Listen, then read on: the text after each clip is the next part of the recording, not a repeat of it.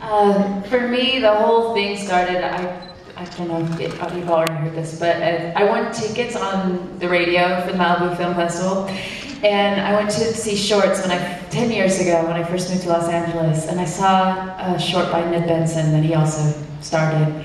And I saw him in the lobby of the movie theater, and I ran up to him when I first got to LA and I said, "Hi, my name's Jessica Chastain. I think you're a genius, and I'd love to work with you someday. Can I have my manager send you my reel?" And we became friends and very close for 10 years. This is really difficult to talk about because I'm so happy for him.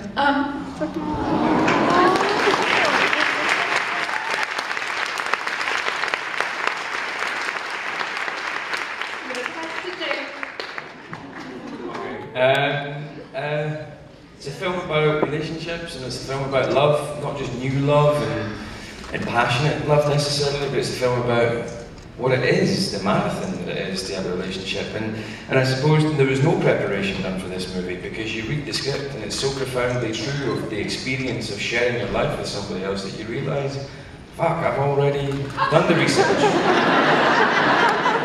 Well, it's true, when you read something so profound like that, you kind of go, I don't need to do any research. I didn't realise that I knew this stuff, but I've lived this stuff. And sharing your life with somebody like that is a discussion that has 2 points of view.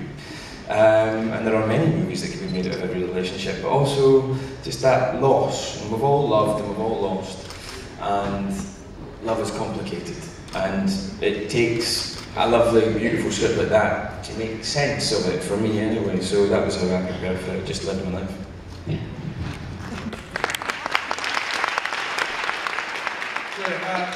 I'm a little emotionally unhinged just now, because that's the first time I've seen this put together, and I just such a tender and delicate and funny and painful and beautiful piece of work by Ned. I'm just slightly off kilter at the moment, and I'm in awe of these people and their work, and it was an honour just to be part of it.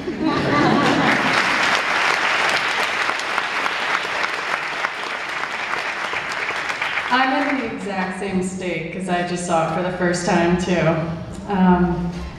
And I love these two have been good friends of mine for over a decade, and Ned Benson. I love it, and I'm just, yeah, I'm in shock right now.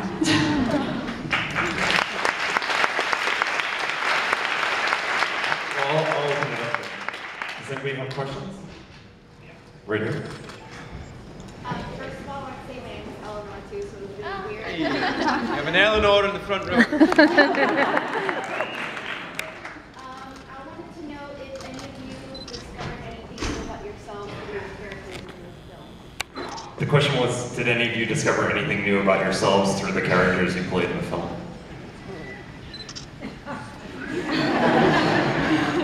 It's an interesting thing because Eleanor, the second film, was written for me. And Ned was working on it. He started working on the set of Tree of Life.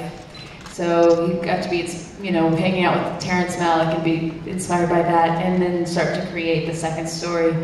And it's a tough thing for me to play because I've never played a character written for me that has my favorite actress in the world, Isabelle Huppert, playing my mother. And my best friend in the world, who's like my sister, playing my sister, and Viola Davis, who I love, playing my teacher.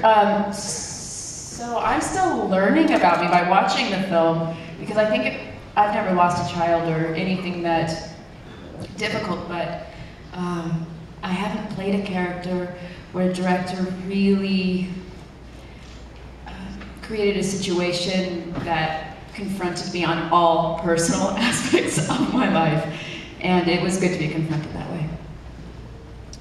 I suppose it taught me something about the nature of a long-term relationship, and that it didn't teach me, but it shone light on what it is that we all live in long-term relationships, and that you're attracted to somebody who is opposite, not necessarily opposite to you, but it's something other than you, they're alien to you, and you find that That's something else attractive in them, you know.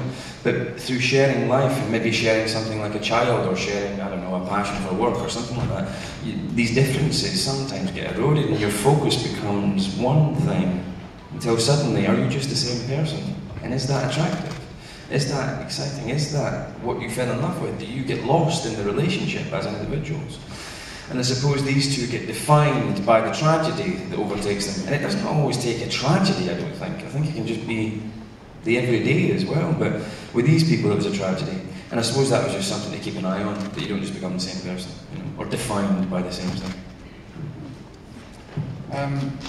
As myself, is that idea when you get as old as I am now, you just hope you don't turn into an old morose grouse, really. But you still have a dance to live in life, and that whatever advice you can pass on as a father to a son, that you'd share it gracefully, I suppose. That's the way I'd like to go out anyway.